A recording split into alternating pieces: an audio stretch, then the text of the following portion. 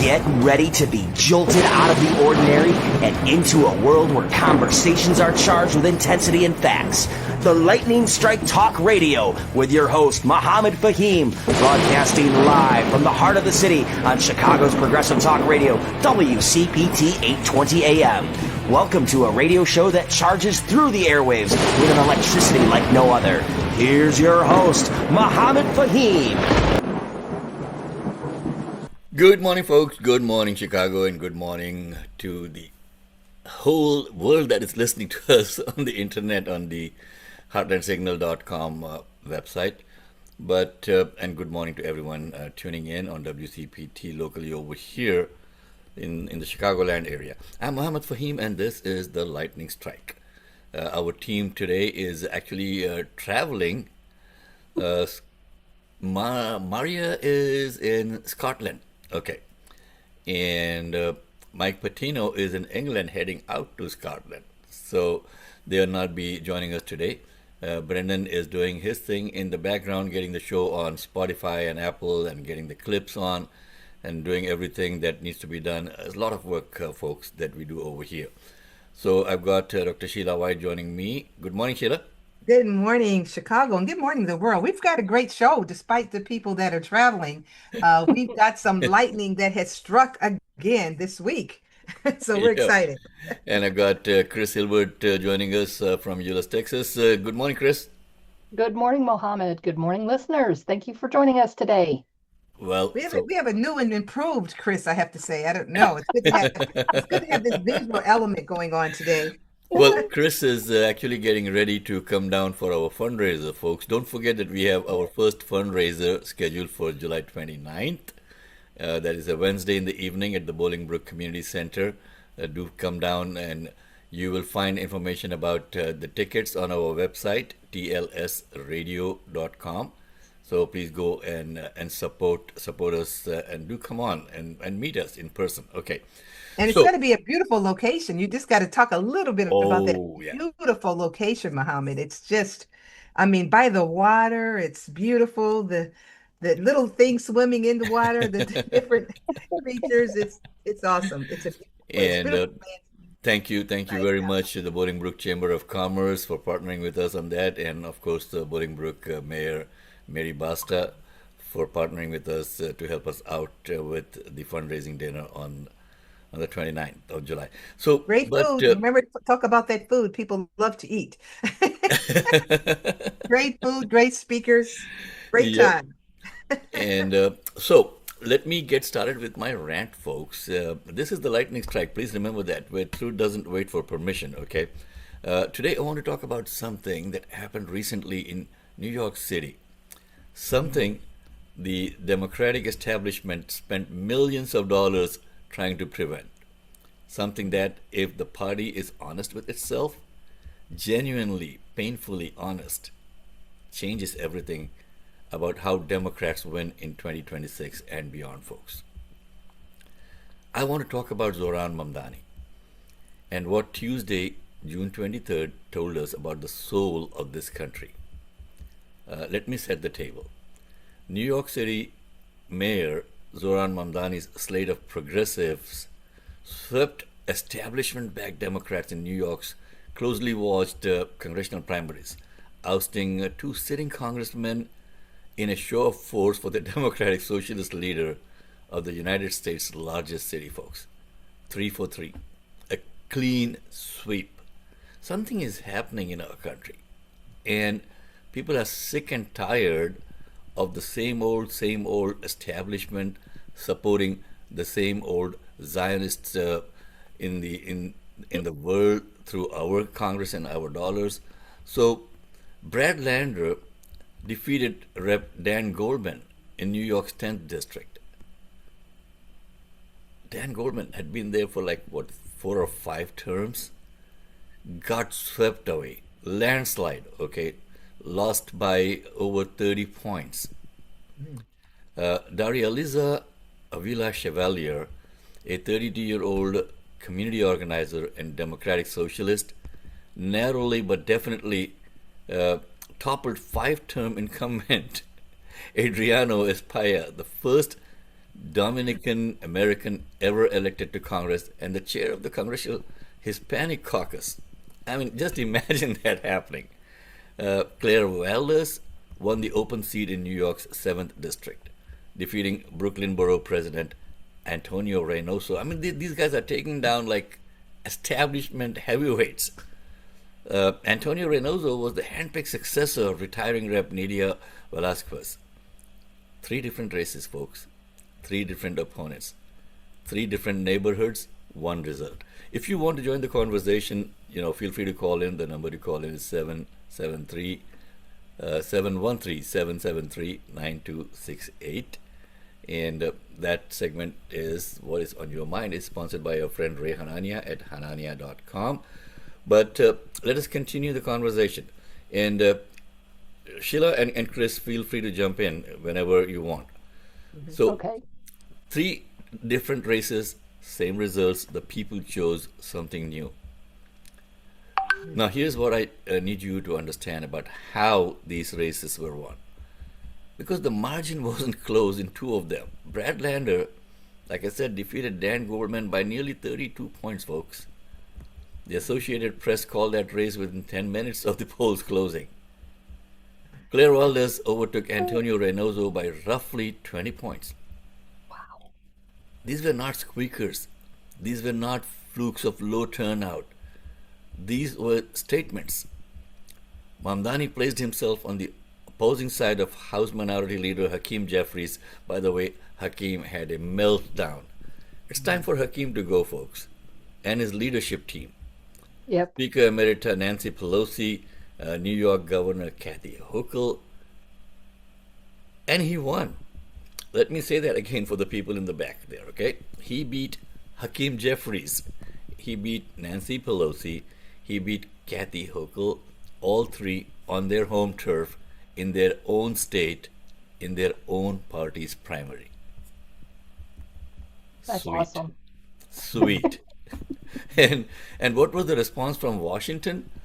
Jeffries told reporters, "We have agreed to strongly disagree. There are 215 members of the House Democratic Caucus." I'm quoting Hakeem Jeffries. "A handful of primaries that go in one direction or the other in a given state or 2 aren't going to reshape who we are as House Democrats." So basically, Hakeem is saying we will continue to suck up to AIPAC and the Zionists who are feeding us millions of dollars. A handful of primaries, Hakeem? That's what you said, right? A handful? And then you couldn't write this, folks. Jeffries told CNN that Mamdani, and I'm quoting Jeffries, has work to do in terms of the conversations that he's going to have with the members of the Congress moving forward. End of quote. I mean, come on. The Democratic establishment, it seems, may be looking for apologies, folks. Apologies. The voters spoke. 2 incumbents lost. The people's choice was clear. And Washington's response is, the winner needs to apologize. That, my friends, is exactly the problem with our party, okay? That is the Democratic Party's disease in a single sentence, folks. That's where progressive talk, progressive radio, progressive thoughts are going to reshape the party in the coming years. Let me tell you what actually happened here, okay? Because it is bigger than New York. The mixed reaction from the Democratic leaders exposed the depths of the divide between the party's progressive and establishment wings, who are at odds over how Democrats should govern and how to win elections over the final 2 years of the Donald Trump presidency.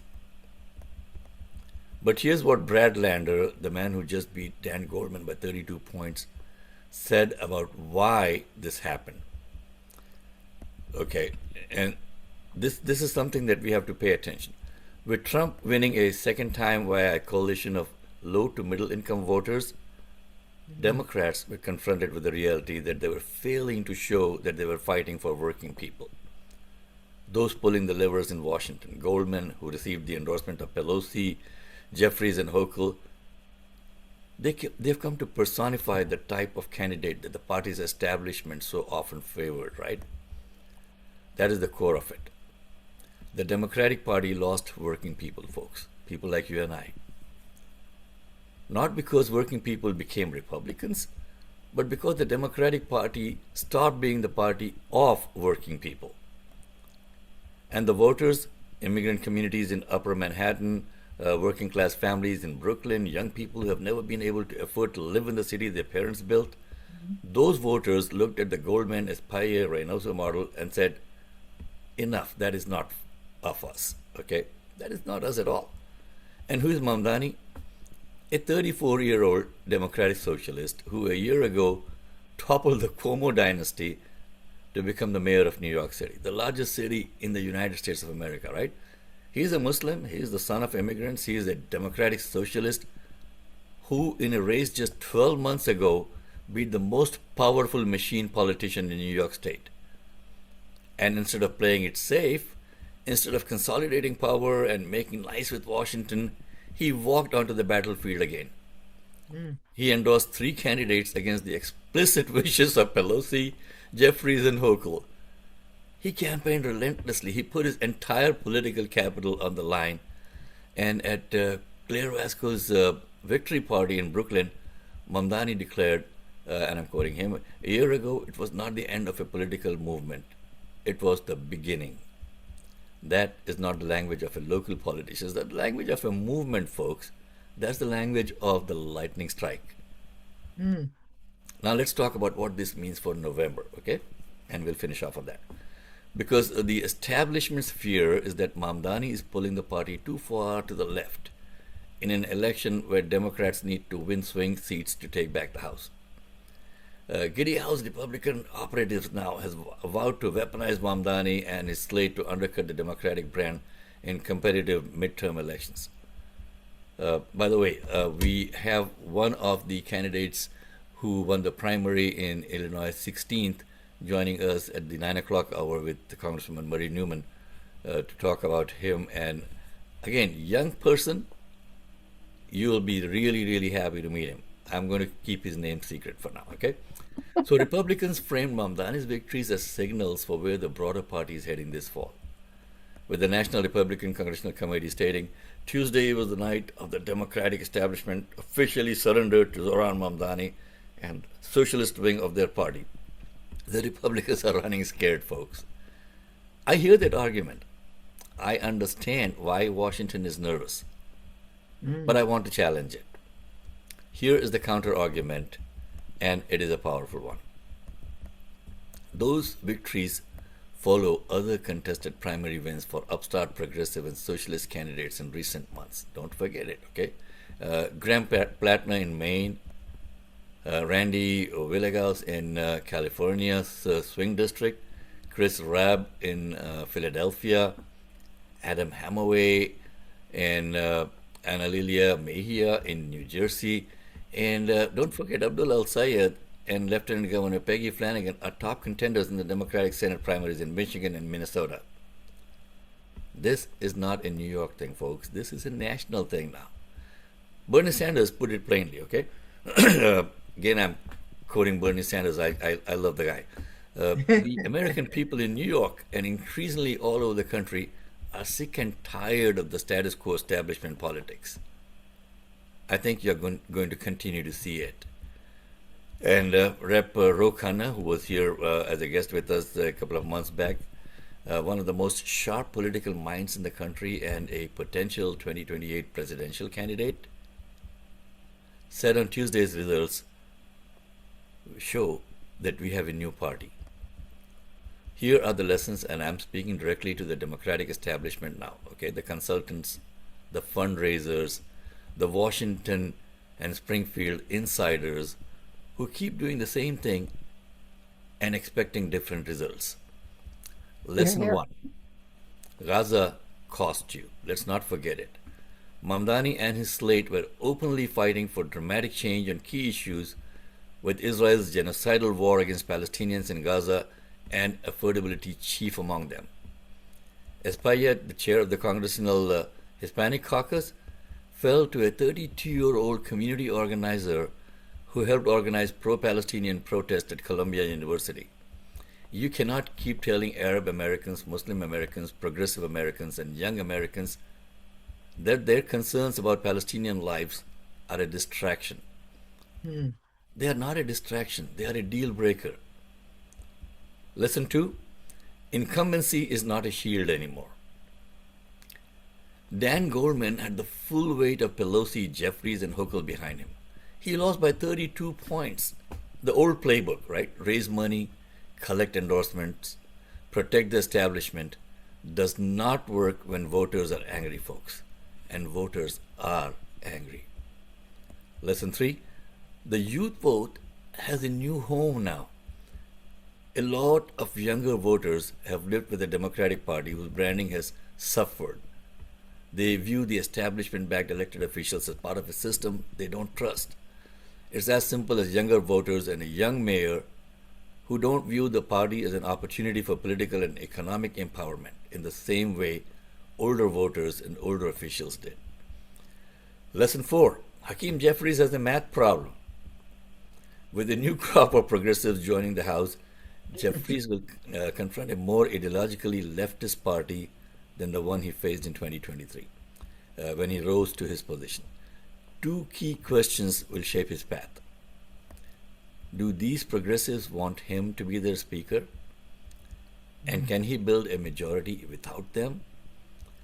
The answer to the first question may depend entirely on how he responds to what happened in June 23rd. Demanding apologies from winners is not a strategy, folks. Listening to them might be a better strategy, right? Okay. Lesson five. Man, I have a lot of things to say today, folks. Okay. The model is transferable. The Mamdani DSA machine is transitioning from a New York phenomena to a nationally replicable modern in urban strongholds now. Mm. Progressive representation in Congress will expand as the new members take their seats in early 2027, and the Palestinian cause is becoming one of the defining fault lines in Democratic primaries across the country. What does this mean for November? Honestly, it could go either way. The establishment's fear about swing districts is not irrational, but here's the thing the establishment refuses to say out loud. The old approach wasn't winning swing districts either, right? Mm. Democrats lost working class voters in 2024. They lost the popular vote argument they thought was their floor. The safe strategy has already failed.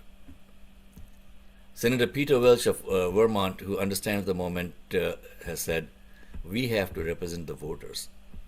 They made their decision. The challenge that we have is to build the different points of view together, all in service of helping people who are struggling to pay their bills to get more economic security, folks. The challenge of unity is enormous, but that is our challenge. That is the wisest thing any Democrat said this week. Not Mamdani has work to do, as Jeffries said. No, Mr. Jeffries, you have work to do.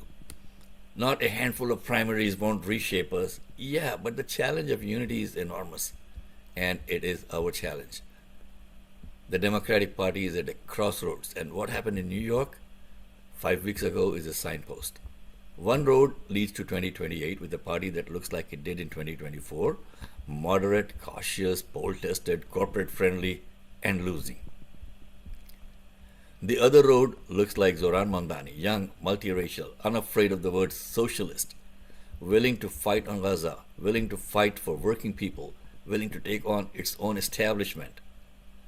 The voters in New York's 7th, 10th, and 13th districts chose the second road. Loudly, decisively, without apology. The question is whether Washington will hear them, or whether Washington will keep demanding the apology. I know which one I'm betting on. This is Mohammed Faheem. This is the Lightning Strike on WCPT, 8:20 a.m. on Sunday, July 28th, right here in Chicago. Where truth strikes first, folks. Join the conversation. Man, I went long today, guys. Okay. You know what, though? But people are angry. People are really angry, and people want change. The working class is just being squeezed out. And so anyone that can step up and give the voters a choice from what has been happening, especially in these last 2 years, they're kind of open, even if it's a different view from their point of view. They're looking for someone that can reflect their beliefs, their ideologies, their hopes, their dreams of giving us back the American dream because it seems to be fading away.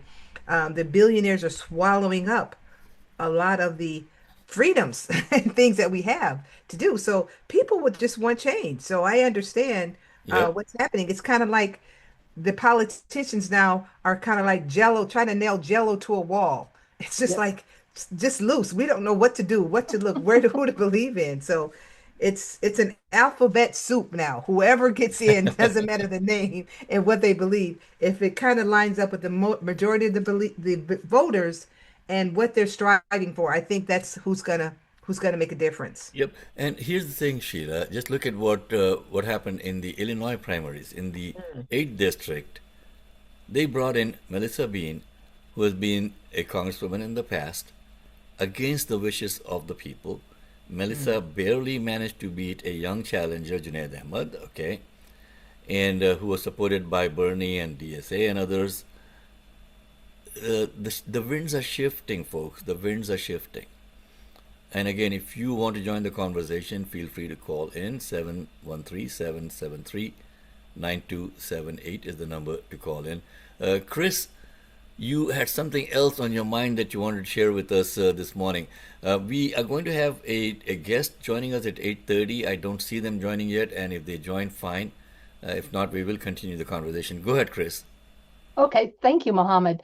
With the 250th anniversary of the United States starting its journey to become its own country, I would like to encourage everyone listening, watching, to set aside a few hours next weekend at some point and watch the musical 1776.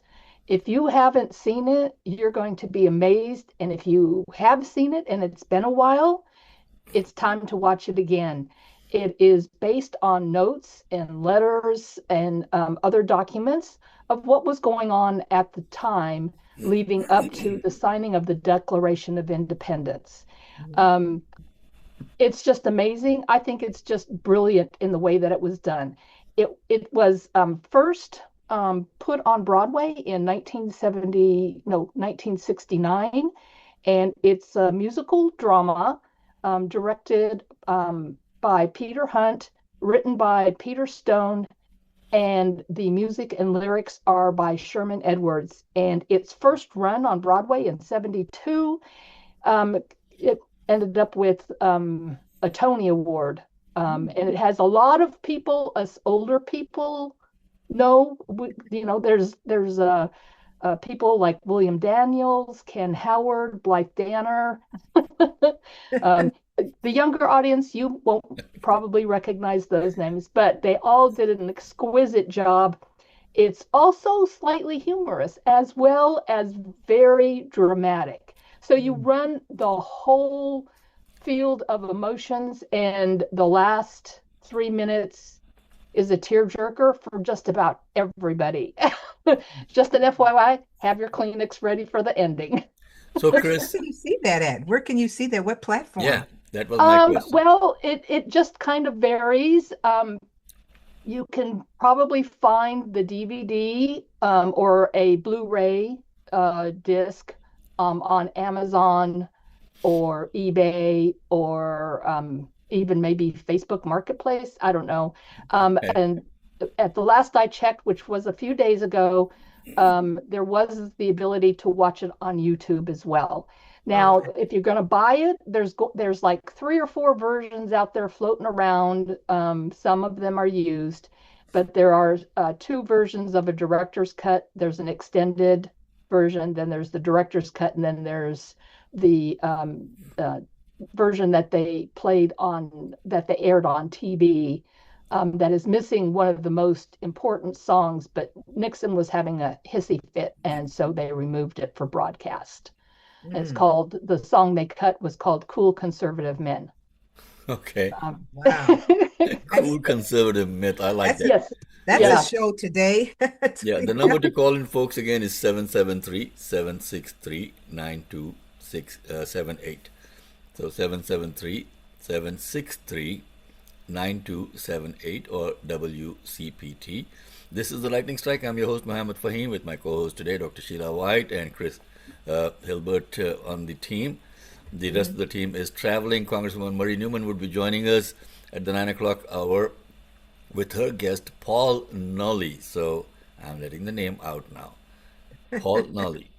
Young person won the primary for Illinois 16th up in the Rockford area. Okay? Wow. I wanted to And say something about that 250th. go ahead. This is an important time for America to come together to celebrate this important celebration. I mean, this is what things are going to be happening all over America, in little cities and big cities, the celebrating. But I think it's important for us to just stop and celebrate how far we've come. I know things have rolled back for a lot of people. People aren't happy right now, but usually around this time of year, everybody is in a celebratory mood. Everybody Yeah. is reflecting on just standing together and hearing the national anthems and putting their hand on the heart and just really celebrating a time where we are happy that we are still here as a country, because there's so much that is threatening our country right now today, as we know. But I just think that it's important time for everybody to just forget about the political lines, the political divides, and just really stand together as a united front, no matter what type of name you have in front of them, African American, Indian American, Jewish, whatever it is, just come together and celebrate what things have happened and the independence that we have as a country. I think it's really important just to mention that. So any little way that you can celebrate, in a safe manner, in a safe manner, to be able to come together and just how far we come and to be glad that we're here, because we know the beginning, before all of this happened, the Declaration of Independence is written, things weren't good for a lot of us. Yep. A lot of people going back in time, but we have come a long way, and hopefully we can progress in the right direction. Things can turn around. Hopefully, in the next 2 years, some of the Democrats can get their acts together, and we can get some good people that are on the line to be able to take the challenge and take these reins and steer us back in the direction that the forefathers wanted us to go, because they did want independence for a lot of people, and independence is being taken away from immigrants and a lot of people nowadays. Some people can't even come into the country anymore. They're being barred from coming to a free country. So there's a lot of work to do, but we have come a long way Hey, from where Sheila, we. I'm so glad you mentioned it. Okay.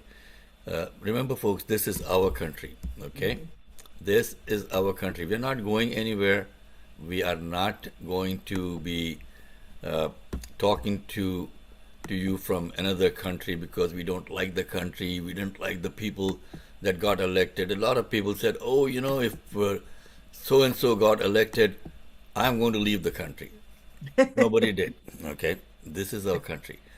The only thing that I would really love to emphasize again, when you are celebrating, try to buy American union-made product to celebrate with.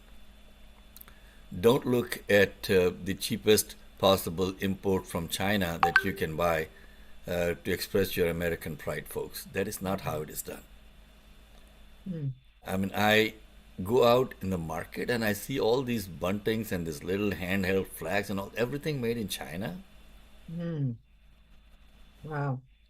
You know, that is a stand that we have to take Yeah. for America, for us, for our future, for our children's future.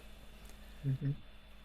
And then monitor the statements made by our elected representatives. See what they are saying.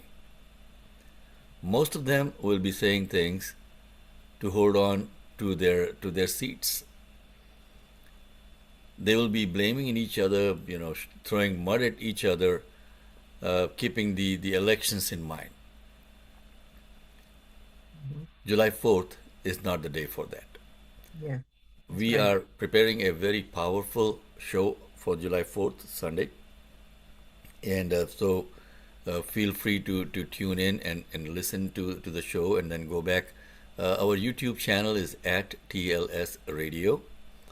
So you will find all these shows posted on our YouTube channel. Our Facebook page is again TLS Radio.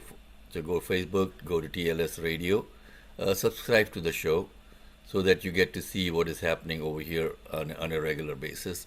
Go to our website, tlsradio.com, become a paid subscriber so we can continue to bring you independent journalism without getting any corporate advertising.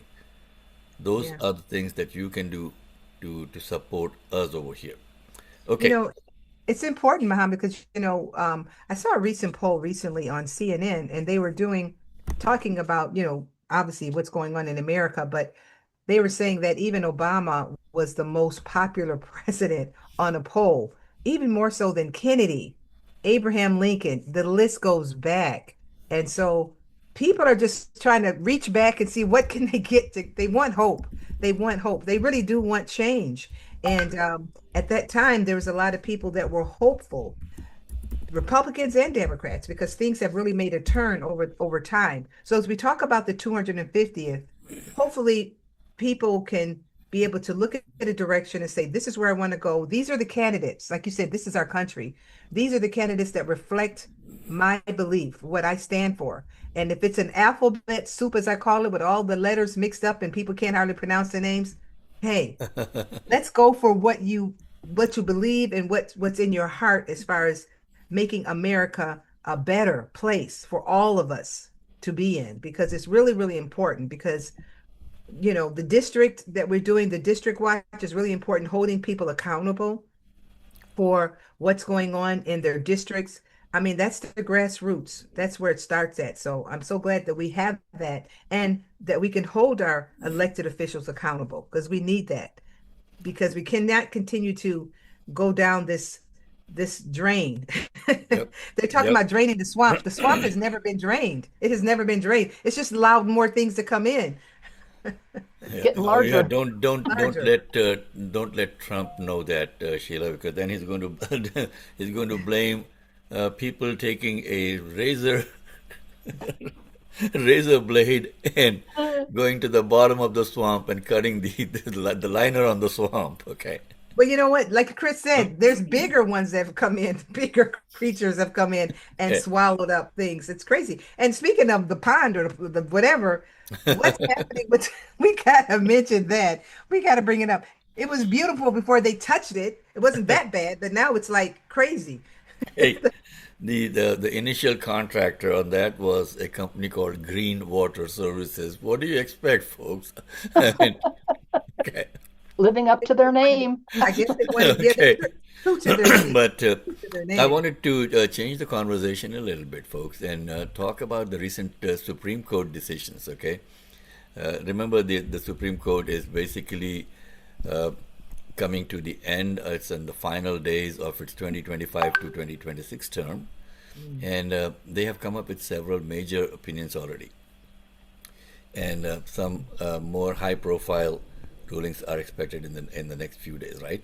On immigration and asylum, the asylum metering policy has been upheld by the Supreme Court. So now, in a 6-3 decision, the court allowed the Trump administration to reinstate its metering policy, which permits border officials to limit when asylum seekers may enter the United States to apply for asylum.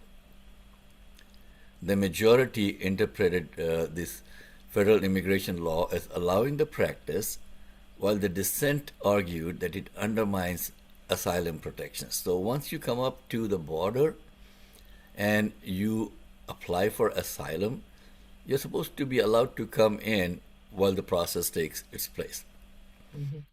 The Trump administration is kind of saying, no, we want to limit the number of asylum seekers who are allowed into the country. The other major decision that came down is the TPS, the temporary protected status that came in. The court also ruled that federal courts generally cannot review decisions ending TPS. So that is a win for the Trump administration. This clears the way for the administration to terminate TPS for hundreds of thousands of Haitian immigrants and thousands of Syrian immigrants. They want to bring in white people from South Africa. Okay, there's no limit on that one. Farmers, so-called by Trump. The presidential powers. Hey, good news for the country, right? The Trump tariffs were struck down in one of the term's most consequential rulings. The court held that the International Emergency Economic Powers Act does not authorize the president to impose broad tariffs unilaterally. That decision limits presidential authority over trade policy and vacated many tariffs imported under that status. Okay, that's a fact, folks. That is a function of Congress, not the president. And I'm still waiting for my check to come in from the federal government. Okay, don't hold your breath. You're not going to get any money back soon on that. On the criminal justice front, supervised release, the court ruled that a defendant's supervised release does not automatically pause if the defendant fails to report to probation. The justices found that Congress did not authorize such automatic extensions. On religious liberty, the Lander versus Louisiana Department of Corrections, that was a case that the court was looking at. The court expanded the ability of prisoners to seek monetary damages against individual government officials. Very important. For violations of the Religious Land Use and Institutionalized Persons Act. Major decisions that are still expected in this term. The court is expected to issue several of the term's biggest rulings before it adjourns, and we will keep you posted on that. These includes the birthright citizenship, involving President Trump's executive order seeking to limit automatic U.S. citizenship for children born in the United States to certain non-citizens' parents. Presidential removal power, addressing whether the president may remove officials from independent agencies such as the FTC, the Federal Trade Commission, and potentially the Federal Reserve. Election law, including whether states may count mail ballots that arrive after election day if they were mailed on time. Campaign finance, involving limits on coordinated political spending between candidates and political parties. Transgender athletes, addressing whether the Idaho and West Virginia may enforce laws restricting transgender girls and women from participating on female school sports teams. And then the digital privacy involving the continuity of the constitutionality of geofence warrants that allow police to obtain location data from mobile devices near a crime scene. So these are some of the big things that are going to be coming down. And again, it's 8:44. We are almost at the fourth part of our first hour. If you want to join the conversations, the number to call in, 773-763-9278. We throw a lot of stuff at you folks for a Sunday morning, right? Yeah. Okay, I pause and I give the floor to Dr. Sheila White and Chris Hilbert. You know what? It's interesting. With where we're at right now, are they waking up? That's why we need term limits, because what you just said, things haven't changed and haven't swung the way they should for a lot of the voters.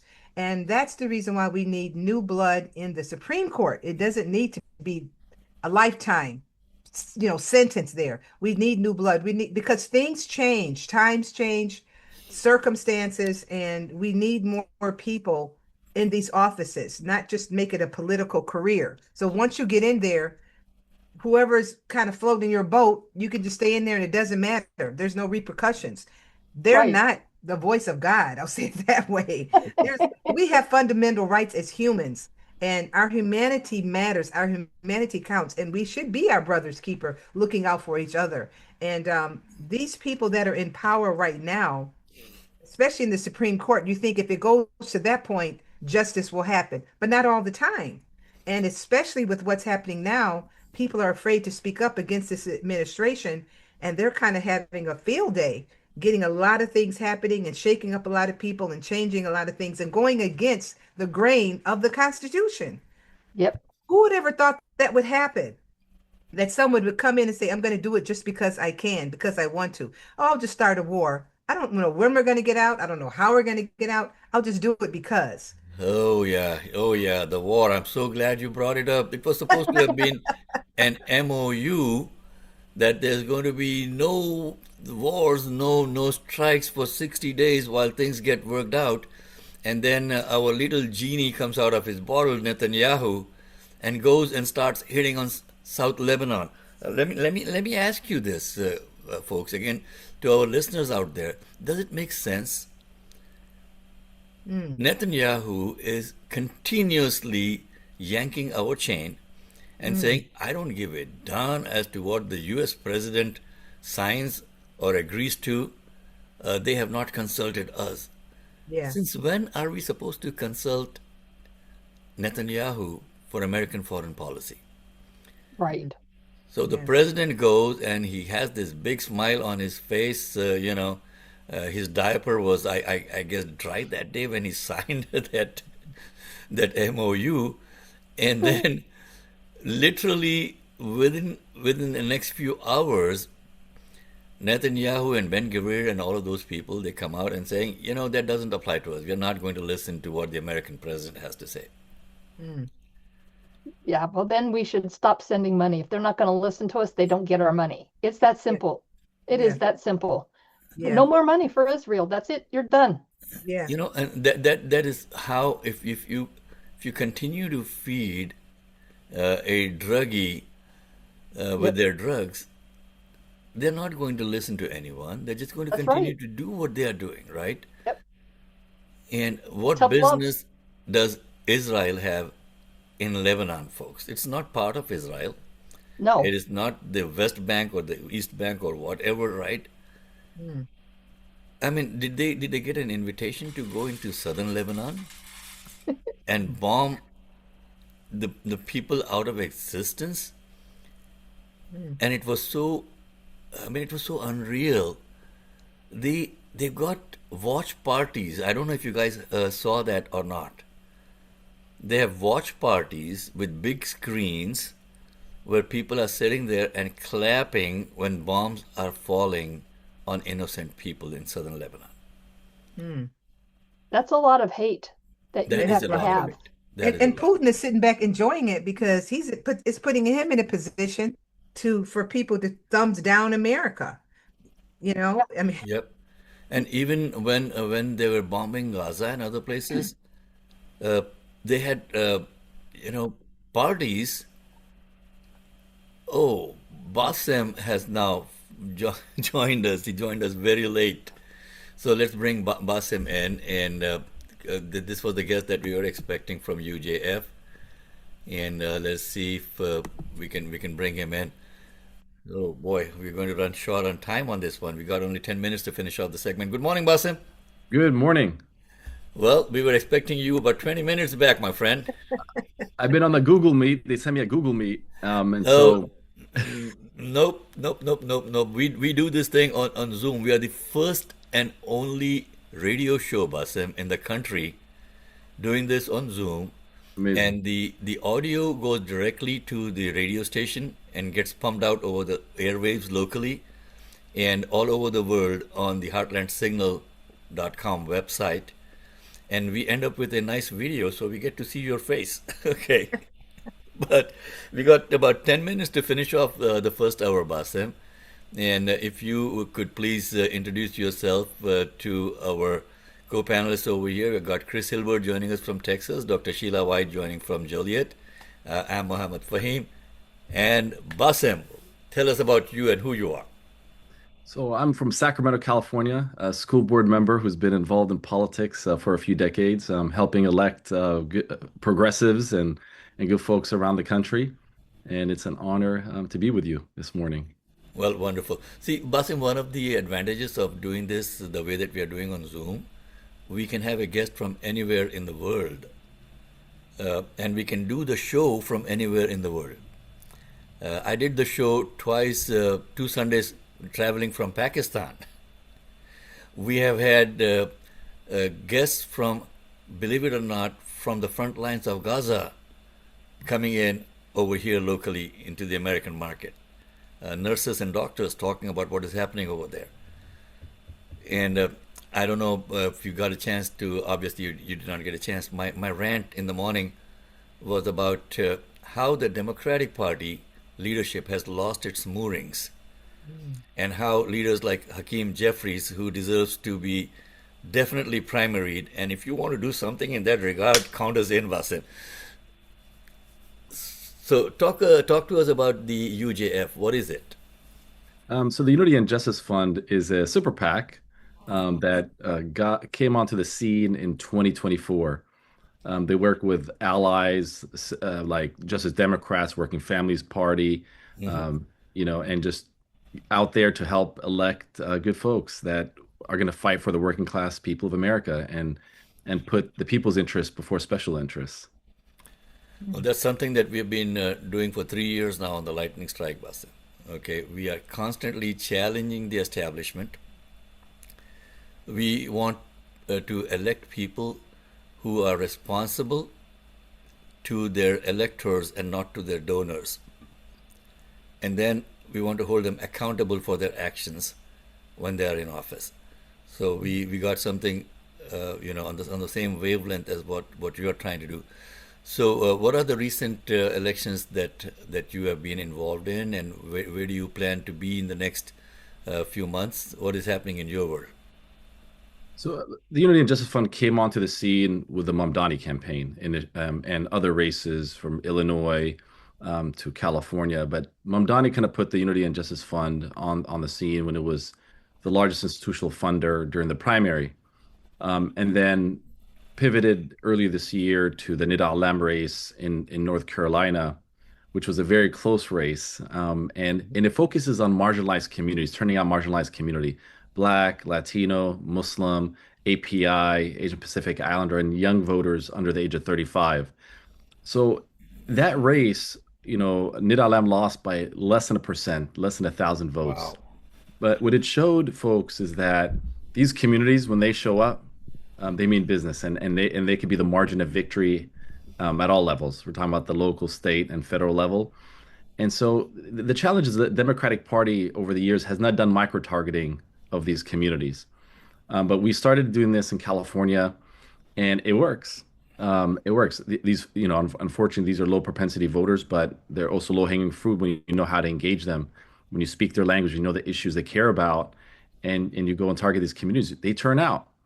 And so for years, the Democrats neglected these communities. No one goes and knocks on their door, calls them, tells them to turn out to vote.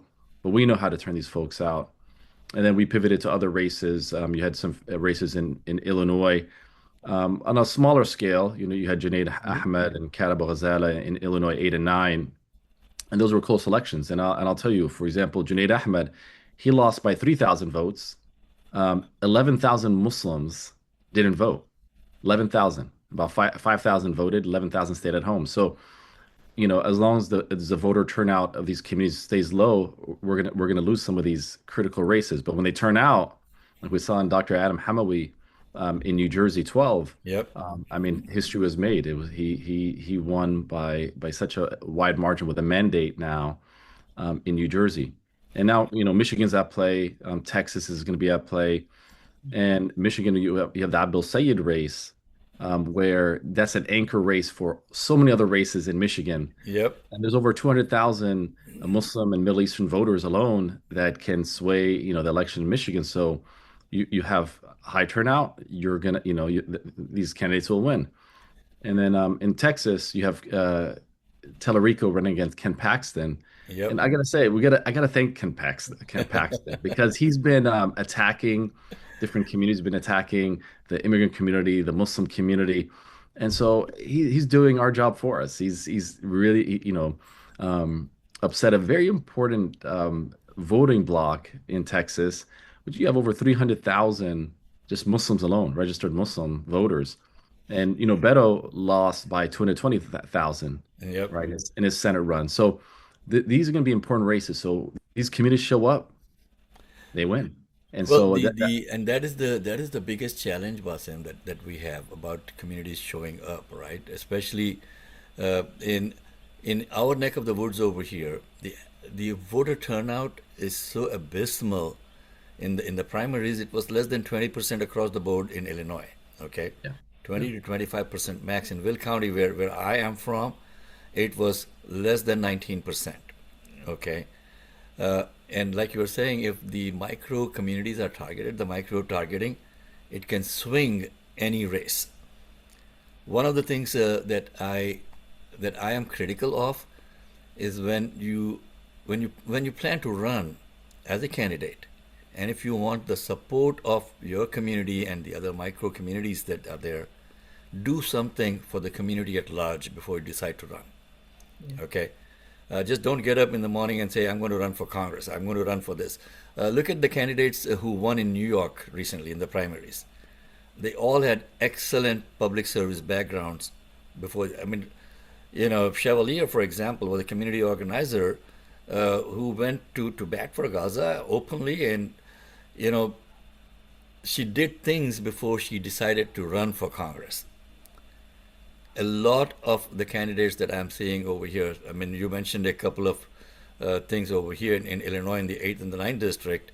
Yeah, Junaid Ahmed lost narrowly, but he did not really do anything for the community at large in the previous years before he decided to run.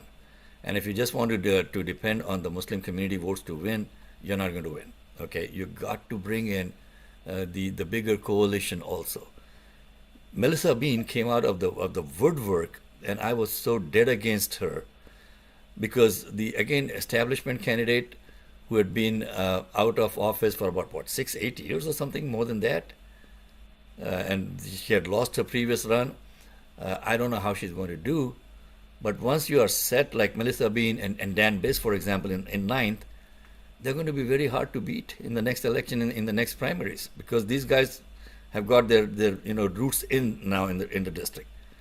So my only advice to our candidates who want to run, do something for the community at large. Get to know who your precinct committee persons are. Become part of the party at the grassroots level, and then ask for support from organizations like yours.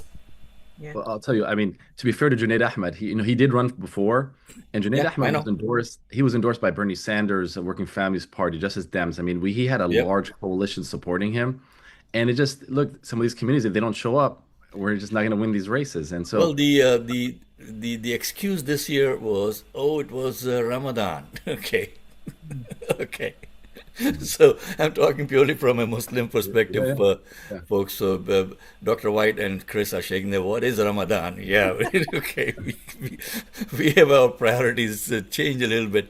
We are coming up on 9 o'clock. We'll be taking a station break, Basim. So, but we'll continue the conversation here. We are live on Facebook also, so people are listening to you. And about 9:05. It's about a 3 to 4 minutes break on the station, so we can continue the conversation. I have a Which question. other candidates are you looking at? I think Dr. White has a question. Go ahead, Sheila. Yeah, I just have a question in reference to ICE that's been dispersed all out the country, especially in Illinois. How has that affected the turnout from California all the way through? Because people are afraid to just get groceries, like in Minnesota. And when you talk about these important elections coming up, and one that's coming up people kind of don't know what to do. And the turnout was low to begin with, but now they're afraid with all of this threatening accusations against different people and different cultures.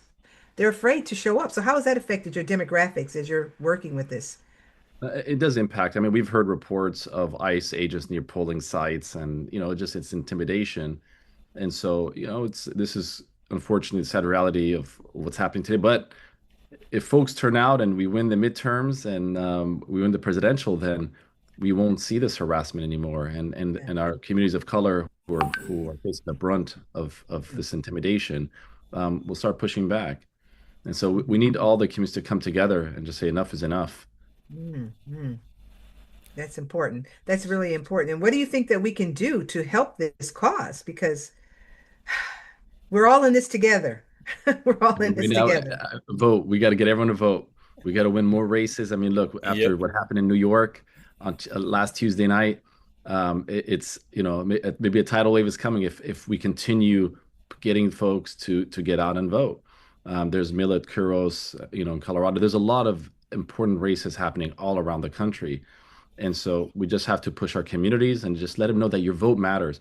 And look, I tell folks, I don't blame you for not voting in the past. They didn't have organizations that they trusted that gave Yeah. them a voter guide, a down ballot. People say, "Oh, go vote for this person for Congress," but people want to know who to vote for school board, for Yep. for judicial races. And so finally now we have more organizations that are working really hard, doing due diligence, putting out questionnaires to candidates, and doing a down ballot endorsement guide. And so in the Muslim community, you have Care Action that has been doing that now, in this first year that when it went national in 2024, 19 states, you know, most communities never had these voter endorsement guides. And so that's helping. You got to make it easier for the voter to be, and sometimes people put scorecards and how folks voted. Yeah, only 5% will even read those. The majority just like, hey, make it easy for me. Just tell me who to vote for. They want a Yep. trusted messenger to tell them who to vote for. And that's what we've been doing. And it works. And you're going to see higher turnout as we keep doing these voter guides and keep building that trust with the community. You're going to see an increase during the primary and the general. Basim, I kind of latched on to the term that you just used. People are looking for a trusted messenger. Okay, that is so important that we have to develop those messengers that people can trust, right? And like in the local elections over here, there are so many people that call out to me, text me, WhatsApp me, who should we vote for? Okay. And in our local election over here, for the mayor, for example, in my town, we brought out the local Muslim vote, and the mayor won against an establishment candidate who was endorsed by the outgoing mayor. Our mayor won by over 1,200 votes. And that is something that we have to keep on happening at the local level, focus on local races. I do have I've got Muhammad Jabir joining us on the line. And we've got Jonathan Abel is also joining us. I want to take Jonathan first and see what he has to say. Basim, you got time to stay with us? Yeah. Okay, let's see if what Jonathan has to say on what we've been discussing this morning. Good morning, Jonathan. Okay. Can you please bring Jonathan on line, Dylan?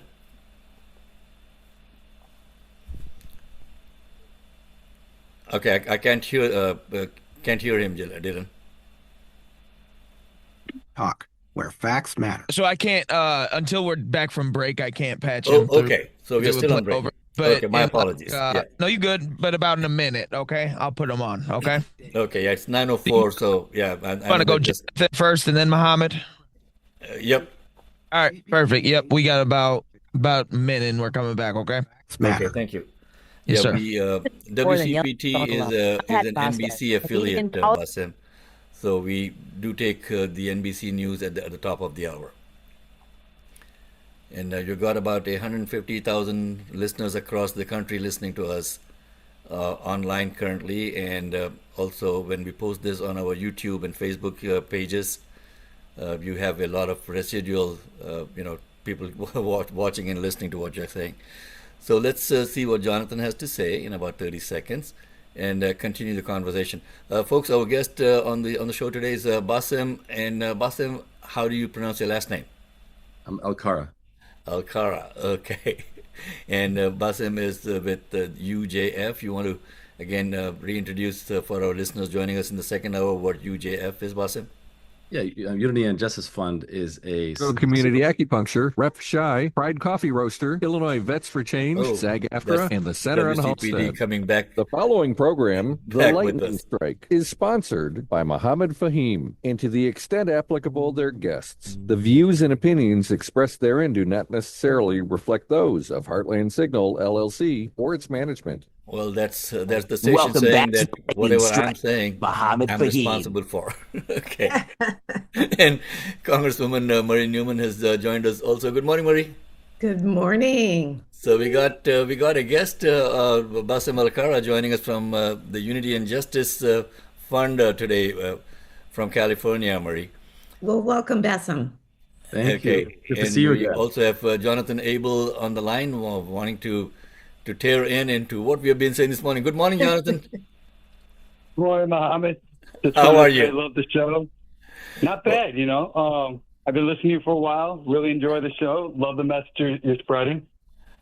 Well, thank you so much, Jonathan. Yeah, it's about holding the party accountable. You know, we have had enough of this, folks putting their finger in the air and having consultants tell us, you know, what are the issues that the people are talking about. No, we want this darn war to end first, okay? Stop sending our money overseas. Stop killing innocent people overseas. And if you don't follow the game plan, yeah, you're going to be held accountable. That's what happened, Jonathan. Thank you so much for your call. I want to bring in Mohammed Jabber on the line. Mohammed, you are tuned in on our WCPT line. Thank you so much for calling in. What's on your mind? I know that there was, what's his name? Morrison said something recently that really ticked you off. Commissioner Sean Morrison, can you hear me? Yes, we can. Hello? Yes, So, Jabber, go ahead. Commissioner. You know, I was going through some posts and on Thursday, and you know, I came through this post. You know, Commissioner Sean Morrison posted on his X page, right? That's what it's called, X page, formerly Twitter.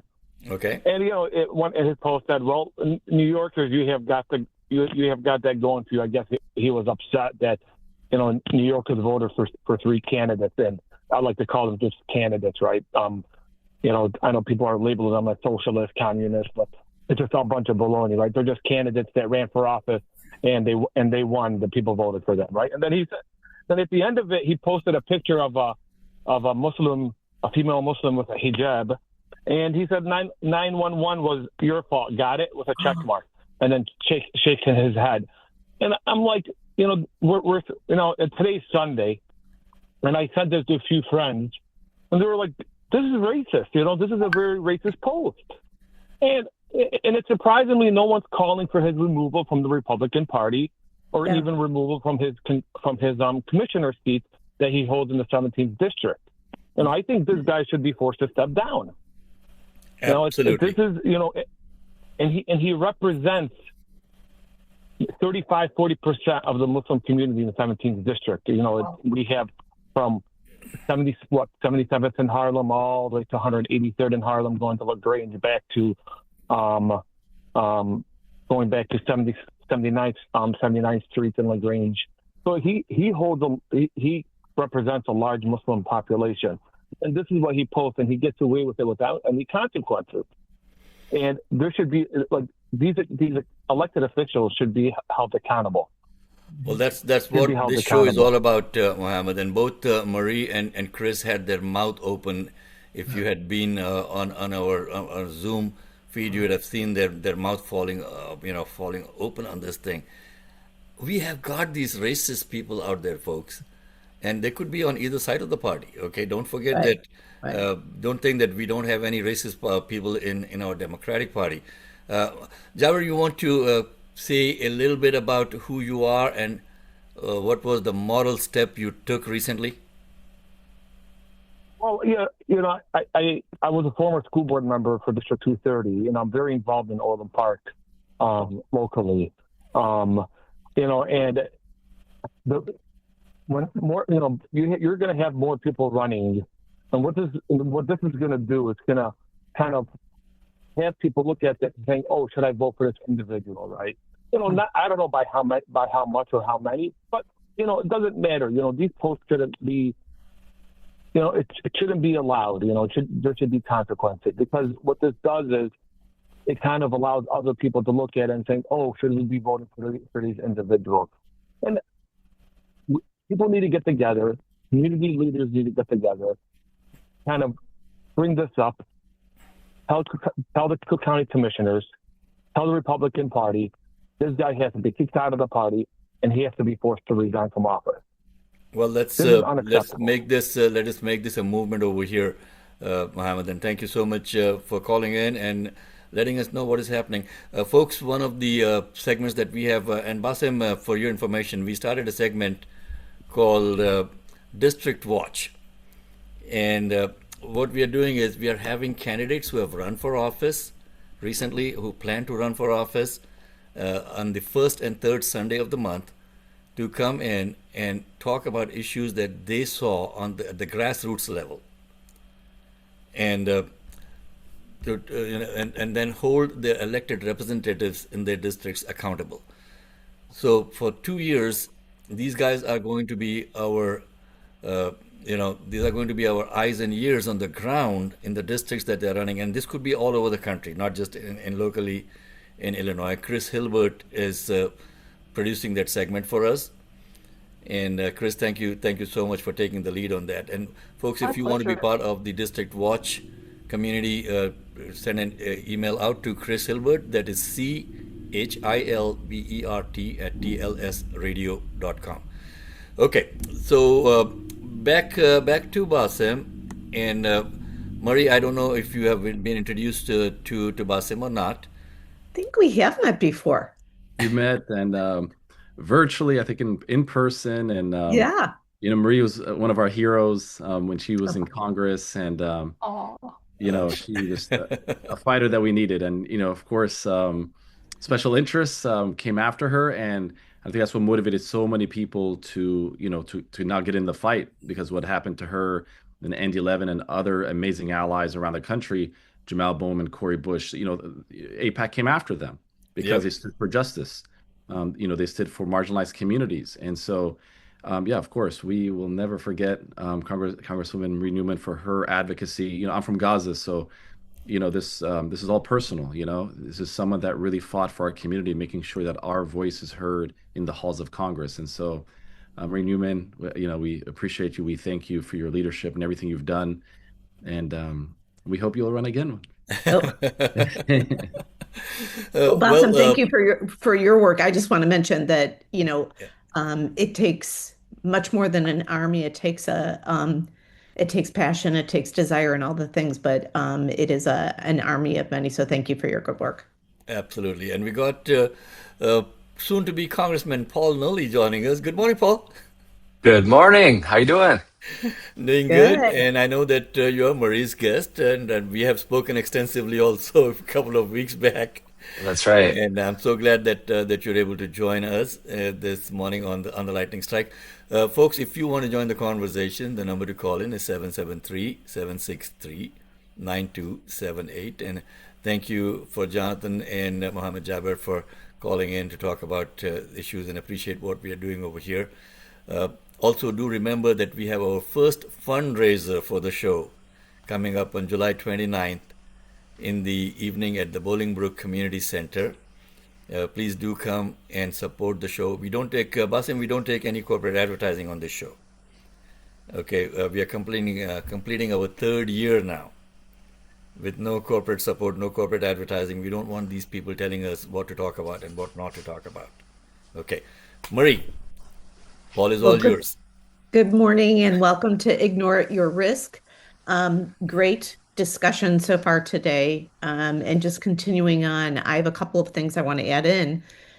This morning, we had the good fortune of having a congressional candidate in Paul Nolly, who's running in Illinois 16 against the incumbent, Darren LaHood, longtime incumbent. He's been in since 2014.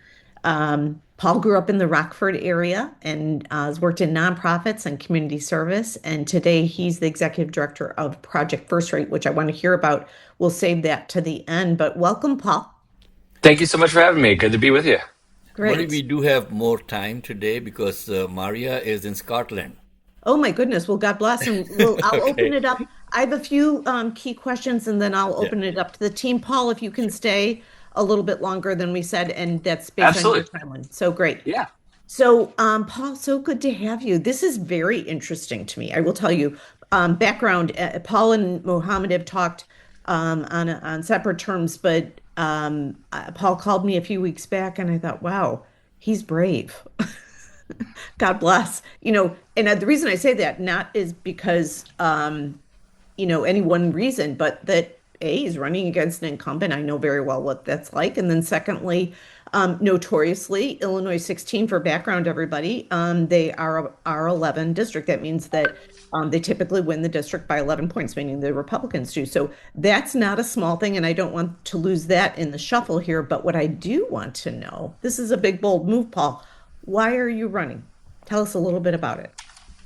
Yeah, I'm running, and like you said, it is a tough district, but I think it's one that can be won and one that can be flipped here this cycle. But I'm really running because basically I am sick and fed up with the direction of our country, and I fear that if people like myself and all the folks that are involved with our campaign do not stand up, just regular people, get involved and put a stop to this nightmare we're in, our country is going to continue to spiral down. And I have 2 young kids, and I've been involved with political work for a long time. I've never run for office, but seeing the world through their eyes and looking at through the lens of a father, I just felt like this was the time to step up, take a little risk, put myself out there, put life on hold, and do something. And hopefully, I know there's good people doing this across the country in these tougher districts as well. But I just thought I could do this. I feel like I'd be a good representative and a good contrast to the incumbent, and had the energy and spirit to get the job done. Well, great. So Darren LaHood is part of a political dynasty. You know that. Ray LaHood was a former transportation secretary. The LaHoods are famous on the, Transportation and Infrastructure Committee, of which I was a member, and, generally well liked. Now, Darren used to be considered just kind of a normie Republican, right? Mm-hmm. What I don't know in the last several years, has he turned more MAGA? Like, tell us a little bit about LaHood and what he's doing, what your grievances are with him, that kind of thing. Yeah, he has turned totally 100% MAGA. He has a 100% voting record with Trump. There's these different analysis that different websites put together on what Trump supported and what he didn't and how he wanted the Congress members to vote. And he has a 100% rating on all of those. He was Trump's chair of the Illinois reelection campaign. He has his endorsement. I mean, he is a total rubber stamp for everything that Trump and MAGA want to see through the Congress. And, someone sent me Adam Kinzinger's book a while back. And that's the first thing he writes about in the preface, is how he and Darren were basically pretty conservative members of Congress, but pretty traditional Republicans. And after they tried to overthrow the election, we know what Adam did, and Darren went the other way and just went totally all in with this movement and this madness. So yeah, that's the direction he went in, and that is, to me, someone who knows better. Like you said, he if you ask people who know him, he understands it, but he decided to do that to save his career and to continue in the halls of power. So it's interesting, right? Because a lot of normie Republicans that decided to follow the way of MAGA and Trump forgot a key thing that is really important as a member of Congress, but only like 1% believe this. And I say that with experiences that you can't be afraid to lose your job if you're doing the right thing, right? And I say to candidates like you, I know you know that, because this is, some would call this a suicide mission, right? But in fact, what you know is that people are people, and it doesn't matter what their political background is. They need things right now, and it sort of, doesn't matter, right? So it doesn't, at the end of the day, it's important that you run regardless, and Godspeed, we all hope you win. Even if you don't, you will have made a difference, and therefore you're not afraid to lose or lose your job, right?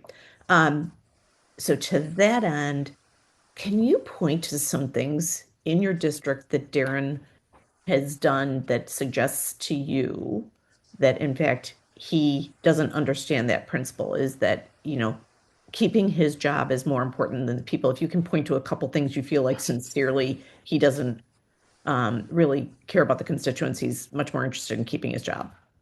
Yeah, 2 or 3 things I can think of right away. So The first is the cuts to Medicaid that happened through the Big Beautiful Bill.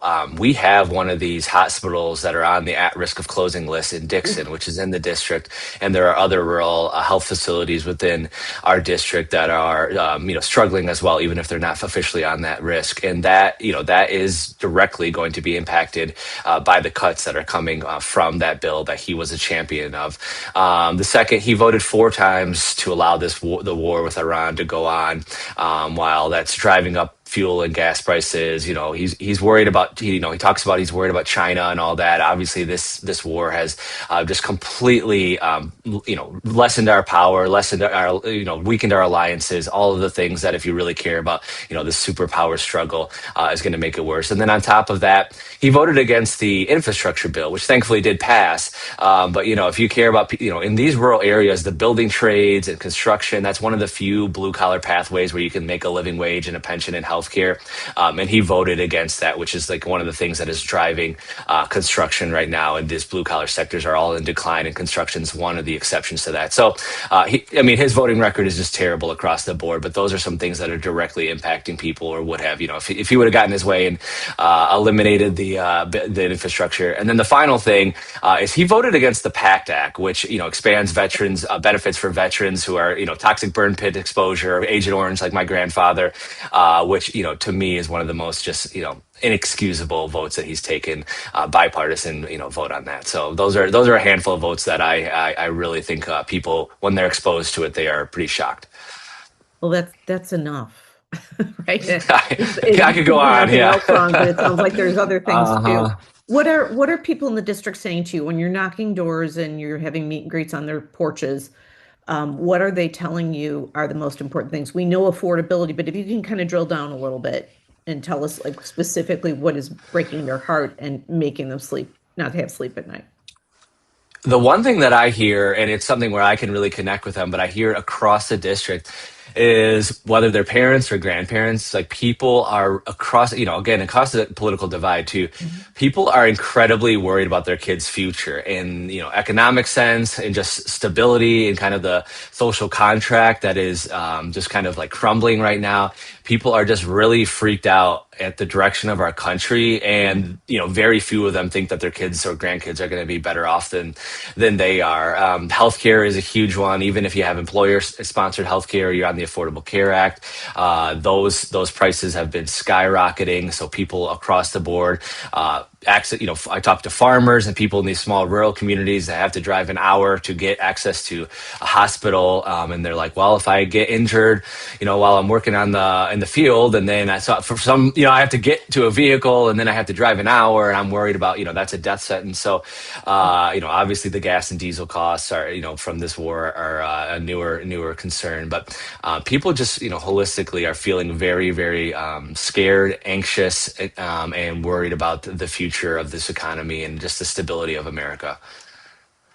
So you mentioned healthcare in there, and that's one of my hot spots. And I talk about it a lot on my Substack and when I do speaking engagements. And one of the things that is the heartbreak to me is that it's not just that they've taken away Medicaid and the supports and the ACA supports and all of that. What that effectively does, and I like to connect the dots, is what you've done here, Paul, is say that, look, this means that rural hospitals literally disintegrate and go away. And I want to make that crystal clear to everybody. So Paul said it very nicely, is that, right now you have to drive an hour. What if that one hospital goes away in Dixon? Then you are either driving 3 hours to Chicago or 3 hours to Springfield, right? And you could have an eyelash cut and die. It is a horrific situation. So let's talk policy a little bit, Paul, given healthcare and the dramatic situation we're under. Do you support Medicare for all or universal healthcare? I do, yeah, absolutely, and I've been talking about that issue across the board. We're doing town halls in rural Trump countries, so to speak. That's primarily where we've done our town halls, these red rural areas, and people understand it. They know that that's going to be a big shift. They know that there's a lot of work that's going to have to go into that. But people understand that moving our country in that direction is the logical thing to do. It is the morally right thing to do, and will actually improve their lives and lower costs for them in healthcare. That's good to hear that they're understanding. Well, we see it in the numbers, right? 70% of America is pro Medicare for all. So the fact that we don't have it is beyond anti-American, right? So I'm glad to see that you're seeing it anecdotally as well as we can quantify it at the national level. So tell us a little bit about who's supporting you. I saw you have an AFL-CIO endorsement. What other unions are supporting you? We have the UAW, a lot of the building trade unions, and we're working on the teachers and the letter carriers, and I think we're going to have a lot more coming in. We have not formally announced this, but we just secured the steelworkers support and endorsement from that at the national level. Yeah, so we're really working across the board with our friends in labor. We also have folks like the Sierra Club, the Progressive Democrats of America, and other folks like that as well. So we're building a pretty big coalition, and really no one has ever done this in the 16th district. In the old version or the new maps, no one has built a coalition like this where labor and other folks are really coming in and investing in this race and believing in this opportunity, which I'm really, really excited and really grateful for. So now the hard questions come. So is the DCCC helping you at all? Not yet. We're talking with them. We have people that are in our corner that are going to be advocating for us, members of Congress and other folks. So we are working on that. We're trying to have a really strong fundraising quarter that ends, June 30th to show. We had a good one in the first quarter, for this district. But, they like what they see. We have a huge grassroots, mobilization across the district. I really think we have the most energetic campaign of any campaign in Illinois because people believe we can flip this. But not yet. But we do have hope that they will come in and help us. Okay, I'm going to ask you one more question, and then I'm going to have you talk a little bit about where to find your platform and your policies so people can assess you. But first, tell us a little bit about your polling. Where are you standing against LaHood right now? Yeah, so we did an early poll, and when we do the informed choice, we are in single digits against him. He is not very popular in the district, and people are not feeling economically well. They feel like they're getting behind. So it was a very, very good first poll for us when we showed the results to members of Congress and other folks who know this stuff, in a more professional sense than I do. They are very, very encouraged and are excited to help us because of that. So we have not spent a dime in any paid communications or anything yet. So we're just trying to build that up, and we think that when we do our messaging, it's resonating, and he is uniquely vulnerable at this time. And and I'm really excited to announce too, because of that, he has actually agreed to his first ever candidates forum /debate. So so that will be happening in the fall, and we know that he's only agreed to that because he feels like that he really has a race this time around for the first time ever. For sure, because usually incumbents say no. I mean, that is well known, and so he definitely feels vulnerable. So folks, if you want to hear more about Paul's platform, now I have a couple of other questions, and I'm gonna give it back to my great colleagues to ask a couple more. But what is your website, Paul? Folks can go to paulnally.com, and that will direct them to the website. And we're really active on Facebook as well. But all the issues and endorsements and events all are on paulnally.com. That's great, because people will want to learn more about your position on labor, healthcare. And then I have one final question. I'm going to hand it back to my trusty team here. Our main host, Mohammed, and the rest of the team wants to ask. They're chomping at the bit here. Tell us a little bit about endless wars and how you feel about the wars in the Middle East.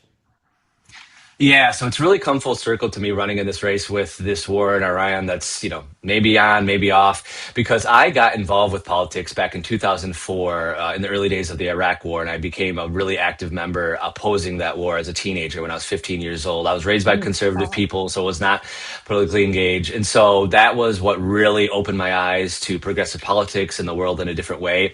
And I have been involved ever since. And so now that I'm a candidate for Congress and really get to talk about these issues and have a platform, it's one of the things that I'm really strong on. And a lot of that stems from my grandfather being drafted in Vietnam. My mom was born while he was over there, and just that war impacted our family greatly. And so when that happened in 2003, 2004, I had to get involved and stand up and be part of that. So with what's going on now, obviously it's a disaster. Obviously, it's good that it's hopefully coming to an end. I mean, we're maybe not so much over the last couple of days, regardless of how terrible it positioned us at this deal or this MOU, but we want the war to end. We don't want our people going. We don't want any more civilian deaths. And we just need to stay out of these foreign entanglements unless it's absolutely necessary for us to get involved. I'm not a pacifist, but I just believe that is one of the things that our country really needs to evaluate is how we're using our military, how much money we're spending on it, and what are the outcomes that are actually coming out of these wars, because there are very few of these conflicts that our country has been engaged in that have really done anything positive for our country. You can count them on one hand or less. So that's my thought, and I'm really, really strong on those issues, and I think it's one of the most important things that we need to be discussing and addressing. Well, great. And great talking. I'm going to hand you over to our main host, Mohammed, and a few of our teammates here want to ask you a question. So thank you for answering. And one more time, folks, it's paulnolly.com. Correct, Paul? You got it. Great. Thank you. Mohammed, take it away, sir. Thank you, Marie. Paul, you came on the right time today because we got Bassem Alkara joining us with the UJF. And Bassem, I would like to throw the mic over to you, see how we can help Paul, because this is something that I have a very strong feeling that we could flip this.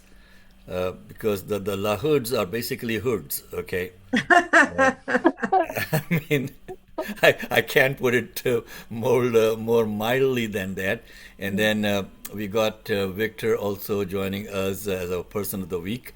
Victor, thank you for joining. We'll bring you on as soon as we finish the conversation with Bassem and Paul. Bassem, go ahead. Yeah, so it's really important to reach out to the key groups that are out there that are delivering these victories all around the country. We saw in New York last Tuesday. I mean, you have the Working Families Party, you have Justice Democrats, Care Action, and others. And when these folks endorse candidates, it goes a long way for marginalized communities. And so, and with the marginalized, if we turn out the marginalized communities, our folks win. Right. So we need to elect more progressives. And I think there's a wave now coming. And it's, Michigan, Texas, and key races all around the country. So I would engage these groups, fill out their questionnaires, get their endorsements, and then support comes in after that.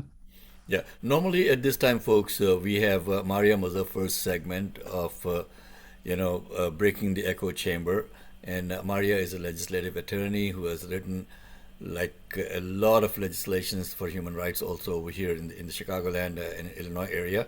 Maria is traveling. She's in Scotland now. As I guess the timing is not matching for us for her to join from there. Our other co-host over here, Mike Patino, is also in England. So yeah, these people are all over the world today, Boston. So we are not going to be having Maria's time in, and that's a plus for Paul. You get more time with us. Okay, love it. So, Paul, especially in the Rockford area, I know that economically, that entire area has sucked. I mean, the unemployment rate is the highest in the state, if I'm not mistaken. And when I was the director of the unemployment office, the Illinois WorkNet Center in Arlington Heights, that was one of our major concerns, was the Rockford area over there. How do you plan on working with the local community colleges and the local workforce agencies over there to really bring back some employment opportunities, especially in the manufacturing sector? Yeah, I appreciate that question because these issues are core to why I wanted to run and some of the policy that I would love to work on when I get into the House. So the good thing is that in the last 15 years of my career, I have worked with these organizations very, very well and very consistently. I'm the treasurer of our local workforce investment board, the Workforce Connection, which serves multiple counties. So I'm tapped in. I understand. I have great partnerships with the Rock Valley College and have worked with other community colleges throughout the region as well.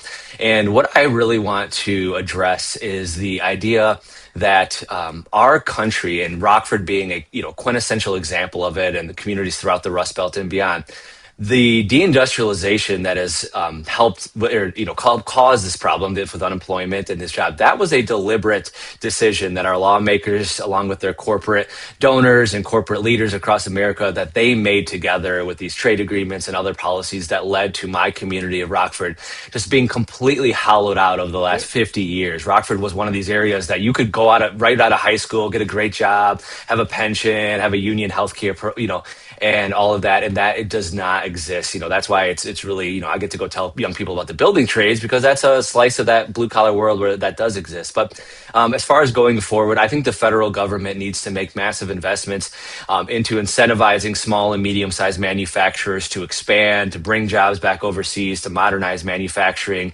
and do it in a way that the private sector is just not going to do into communities like mine. We see growth here and there, a company, expanding a little bit, but that's not going to solve the issue on the big scale across the country. And that lack of job and career opportunities for people coming out of high school, to me, that's a driver of the apathy and the interest in this strongman style of government, because they just it's not working. We have to have both parents working. We are hard up. We don't have time with our kids. We're not making ends meet. And so we have to move in a way a different direction to give people hope and to give people economic opportunities from the folks who aren't the traditional college track. And I talk to young people like that every single day. Paul, I'm one of the co-founders of the Illinois Reshoring Initiative. I don't know if you have heard of the Reshoring Initiative. Harry Moser is the founder, and Harry and I, we started the Illinois Reshoring Initiative. Please go to reshorenow.org to see who Harry is and what the work that he's doing at a national level now. Some of the programs that we started, the Manufacturing Careers Internship Program for kids out of high school without having to go to the college for a 4-year college degree. Those have been programs that have received national attention as best practices. Okay, and if you need more information, you have my number. I can connect you with those programs and how successful they were. We really don't need 4-year college degrees, folks. We really don't need 4-year college degrees for everyone. Okay, a high school grad coming out at 18 years and getting into a CNC programming, internship, for example, in 10 years he will be making $100,000 without a 4-year college degree. So yeah, not all people are cut out for 4-year college degrees, especially now the education system is a scam. I'm so sorry, but our healthcare system is a scam. The education system is a scam. It's all about making money. So yeah, I would definitely connect you with that. I see Chris shaking her head over there from Euless, Texas. Chris, you got any questions for Paul? Any suggestions? Any advice that you can give? We got about 6 minutes before we finish off this segment and go with our person of the week, Victor, who's standing there quietly in the background like a fly on the wall. Victor, we'll bring you in about 6 minutes. Yeah, Paul, I just want to say that I think it's absolutely wonderful that your interest in politics began at such a pivotal time, really, for the entire country. And I am just I don't even know how to describe how I feel, so heartened, I guess, to realize that there are young people that recognized what was going on and decided that they had to get involved, and you're still involved, and now you're running, and I'm going to be positive you're going to win, because you have the voters on your side. They're listening to you, they agree with you, you're personable, you're super knowledgeable, and I just think it's fabulous. And I hope that while you're out and about, that when it comes up and it's appropriate, that you are letting young people of today know how you got started and why you got started. That is a very positive and strong and an admirable thing that you did. And I think we need more of that from people running for office. Say, this is my history. This is why I care. This is why I'm involved. And that will give encouragement to others. So I just want to say thank you for being you and having the courage to say that, and not be all stiff and politically correct and corporate. Yes, thank you. Paul, when you So get thank you. elected, and Thank you, Chris. remember, I'm saying not if you get elected, when you get elected, please don't be politically correct. Yeah, Okay. got enough of that. We Absolutely. have And had that's enough the, of that nonsense, mm-hmm, okay?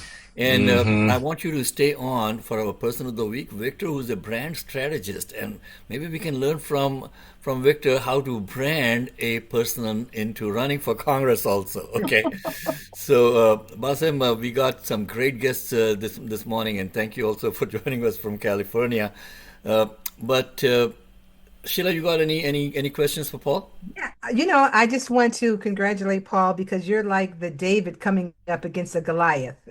And so it takes a lot of courage and strength to be able to do that and fortitude. So I just want to congratulate you on that. And we are with you. And like Muhammad said, we know that you're going to get this because it's the people's voice. And that's what's important, the people's voice. And so we stand with you, and we're hoping for the best, and anything that we can do to support you on WCPT, the lightning strike. The lightning needs to strike there where you are at. There you Okay, there go. needs to be a change. That's So right. we're looking forward to you, just clinching this campaign and taking it all the way home. And I agree, Congressman Reed needs to run again. Someone said that earlier. We need her back. We need her back because her voice, she's for the people, and we need people like that in Congress. Hey, So, Sheila, uh-huh. Marie and I have had this discussion, and like, I don't want to run for office again, okay? I think we are doing a lot more positive things through the media than we would if we were to run for Congress and, be there for 2 years and then run again. Marie is writing books like crazy, and she's talking to people all over the world like crazy. Folks, Marie does have her Substack page that you should go and subscribe to. I have my Substack that I'm doing a lot of writing. I got encouraged by Marie to do that. So TLS 820 host at Substack is what my Substack is.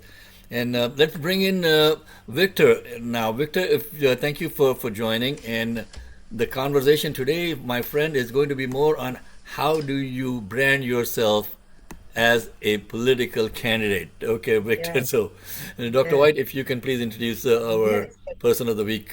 Basim, every week we focus on a person of the week also. We have a segment that Dr. White produces.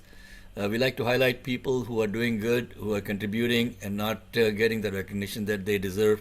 And maybe we can learn from them some of the things that they can share their knowledge with us. Go ahead, Sheila. Yeah, it's really important because Victor Felix is our brand strategist and storyteller. And he often talks about a great pitch stays in the elevator, but a great story gets heard around the world. And candidates today need to have a great story to be able to relate to the people.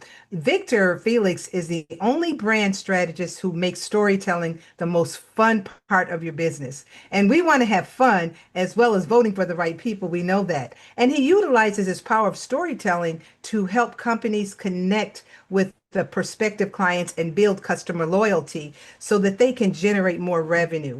And so he believes that storytelling can change the world for the better, for bringing people together, especially in these days that we're in, rather than letting their differences set them apart. So he is a winner of the Brands 500 Global winner. And also he has speaks to over 140,000 people. He has two groups. So without further ado, I'm excited to bring him on today to talk a little bit about how is storytelling, how can you level up? How can these politicians level up their story to be able to get their strong message out there to the people? Felix, welcome to the Lightning Strike. Oh, thank you for having me. And Dr. Sheila, thank you for inviting me and for introducing me. And it's great to be here. When I think about branding, let's first put a definition to it. What is branding? A lot of people, they think of branding. Is it a website? Is it logo? Is it color? Is it messaging? What is a brand? And this is the particular definition that I subscribe to is from branding expert Marty Neumeyer. And that is a brand is a person's gut feeling about a product, service, or company.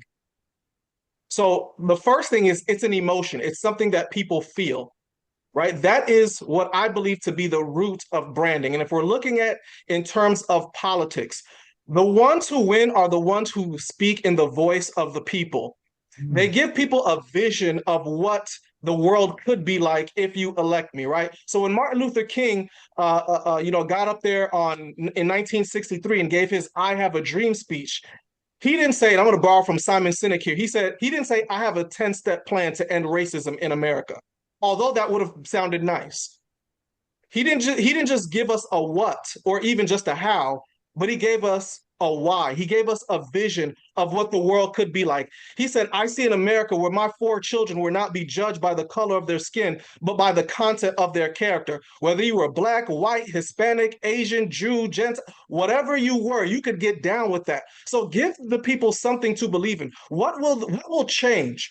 I've heard Miles Monroe say that a vision is giving people a better tomorrow than what it looks like today. So people are looking for transformation. Give us something to follow. Give us something to believe in. That's how you establish it. If you look at the people who win elections, when you look at someone like Barack Obama, right? Barack, he said, "Yes, we can." He gave us a vision of what the world could look like. When you look at somebody like Bill Clinton in the 90s, when he got elected in the 90s, he said, "I'm going to build a bridge to the 21st century." He gave us something to look forward to and an aspirational identity, if you please.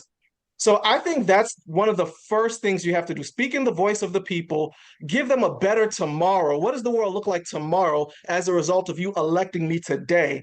And I believe that they will get down with you.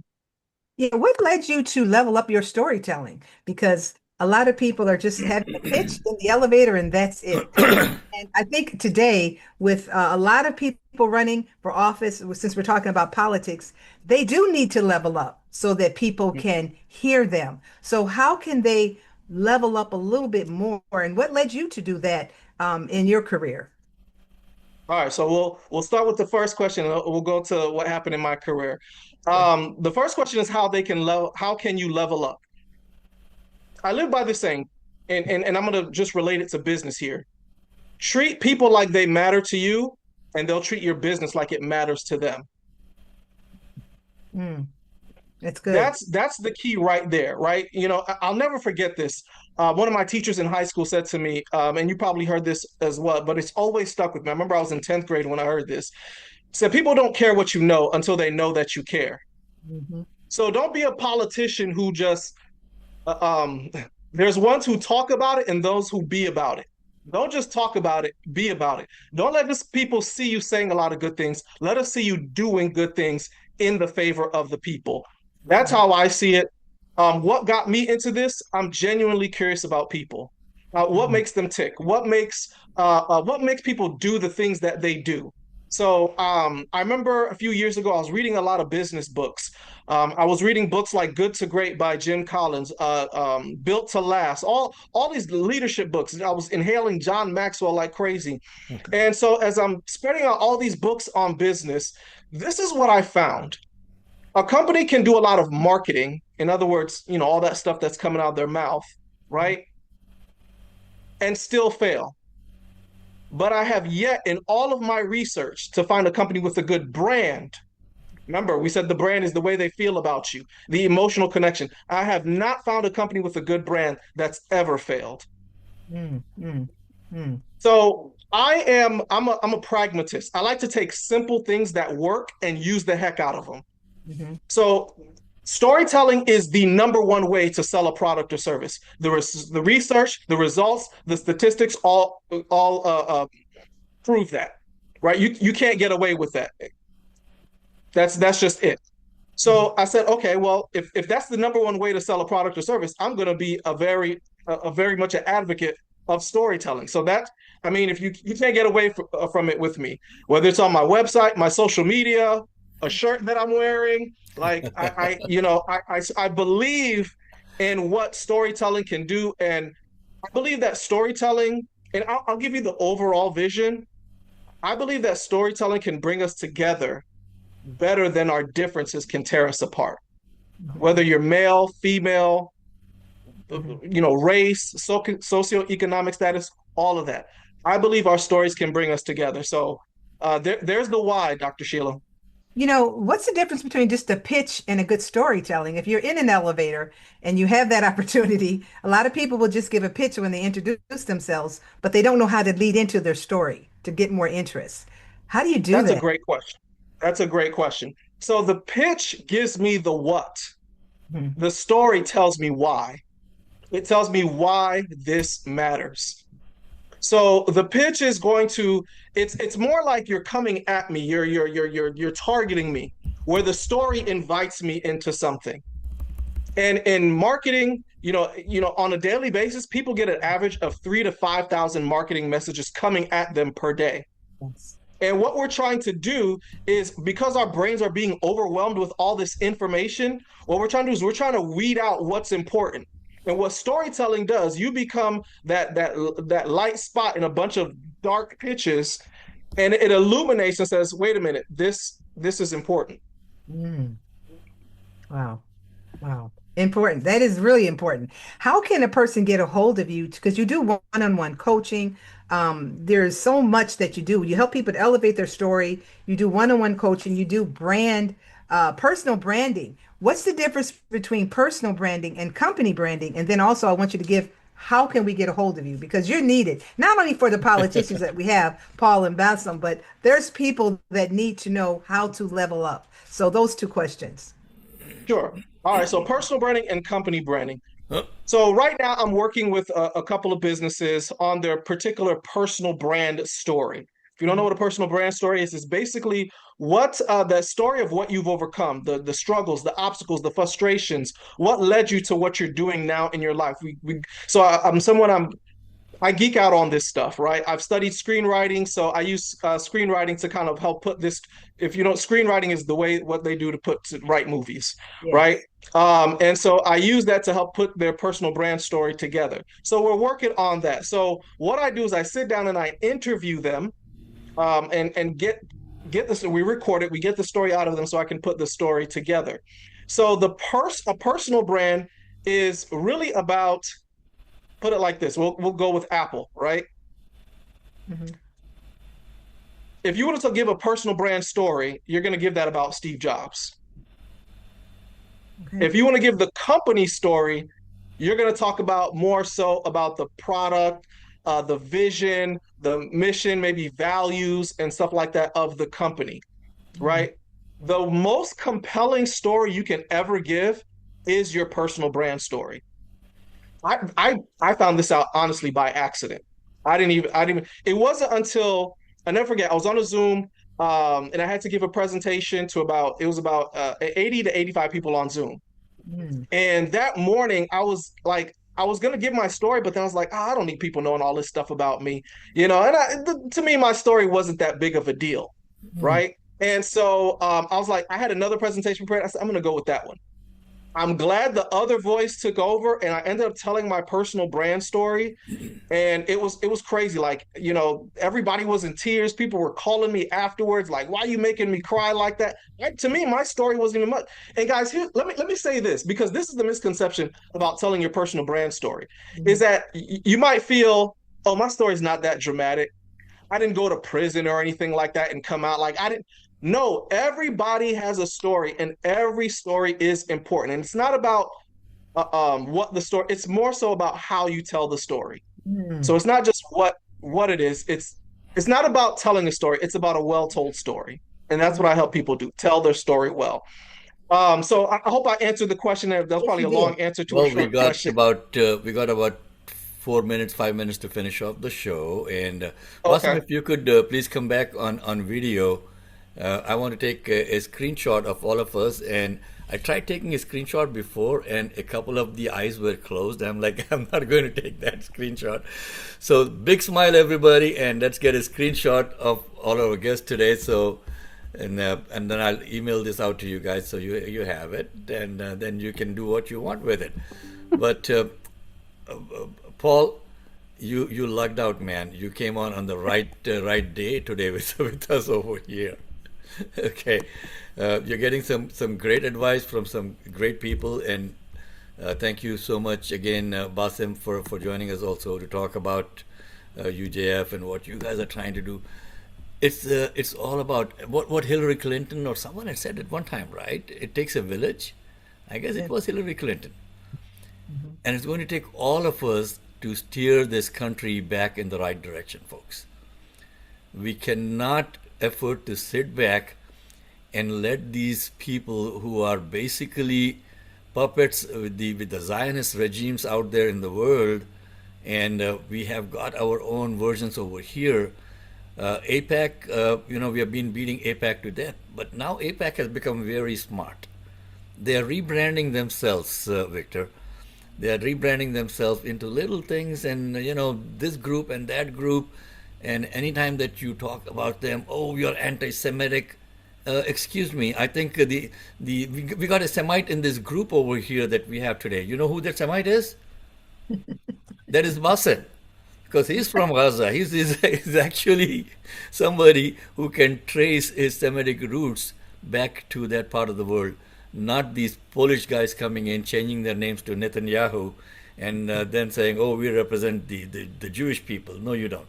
Okay, so 6 minutes, we are past the 9:56 now. I want to give Bassem a couple of minutes to finish off again on who he is and why he is on with us today, and the kind of impact that he wants to do that. What, Chris? And how we can reach him and get more information. Oh, yeah, Bassem, how can we reach you? Info@careaction.org, info@cair action.org. The folks will forward me any message. Okay. Look, there's like right now, there's the ecosystem is, like I mentioned earlier, you got Working Families Party, Jewish Voice for Peace, Justice Democrats, Care Action. Unity and Justice Fund is a super PAC that's playing in a lot of these races. So all these folks, everyone worked very closely together to deliver victories, be that margin of victory at all levels, right? The power starts locally, so local, state, and federal.